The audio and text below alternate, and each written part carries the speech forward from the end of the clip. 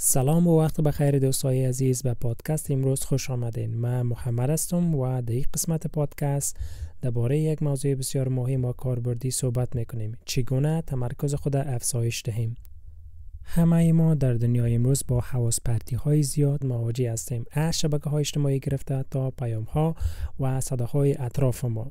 اما تمرکز داشتن یکی از کلیدهای موفقیت در زندگی ماست. اگر شما احساس میکنید که هنگام کار یا مطالعه زود تمرکزتان خراب میشه، این پادکست مخصوص شما است. چرا تمرکز مهم است؟ تمرکز به ما کمک میکند کارها را سریعتر و با کیفیت بهتر انجام دهیم. وقتی تمرکز داریم بهتر یاد میگیریم و حافظه قویتر می داشته باشیم. کارها را بدون استرس و به موقع انجام میدیم. از وقت خود بهتر استفاده میکنیم و برای کارهای دیگر خود هم رسیدگی کرده میتونیم. اما اگر تمرکز نداشته باشیم، انجام یک کار ساده ممکن است ساعتها طول بکشه و در نهایت نتیجه خوب هم نگیریم. چگونه تمرکز خود افزایش دهیم؟ یک محیط مناسب برای کار ایجاد کنین. محیطی که در او کار یا مطالعه میکنین تاثیر زیاد روی تمرکز شما داره. جایی را انتخاب کنین که آرام باشه. 2. تلفن و شبکه‌های اجتماعی را کنار بگذارین. یکی از بزرگترین دشمن تمرکز تلفن‌های هوشمند است. وقتی کار میکنین نوتیفیکیشن‌ها را خاموش کنین و تلفن‌ها را دور از دسترس قرار بدین. 3. خواب کافی داشته باشین. کمبود خواب باعث کاهش تمرکز و خستگی ذهنی میشه. سعی کنین هر شب 7 یا 8 ساعت خواب کافی داشته باشین تا ذهن شما آماده یادگیری و کار باشه. 4. تغذیه مناسب داشته باشین. غذاهایی که میخوریم روی تمرکز ما تاثیر داره. غذاهای سالم مثل مغزیات، میوه‌ها و سبزیجات به بهبود عملکرد مغز ما کمک میکنه.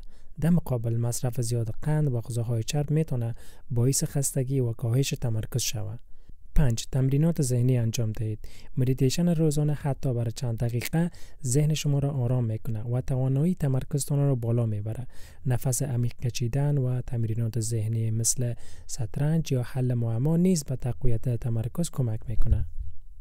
تمرکز و موفقیت. بیشتر افراد موفق دنیا کسانی هستند که یاد گرفتن چگونه تمرکز خود حفظ کنه. برای مثال، بیل گیتس هنگام کار تمام توجه خود را روی یک موضوع میگذاره و اجازه نمیده چیز تمرکز او را خراب کنه.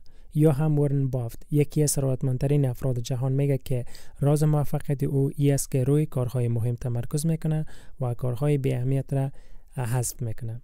شما هم میتونین با رعایت این نکات تمرکز خود تقویت کنین و در زندگی شخصی و کارتان موفق تر باشین. دوستای عزیز، تمرکز مهارت است که با تمرین تقویت میشه. اگر این نکات در زندگیتان عملی میکنین، مطمئن باشین بازدهی و کیفیت کارهایتان به شدت افزایش خواهد پیدا کرد. اگر این پادکست برای شما مفید بوده باشه، لطفاً این را با دوستایتان شریک کنین و نظریاتون را میتونین در بخش کامنت با ما به اشتراک بگذارین. تا پادکست بعدی موفق و سربلند باشین.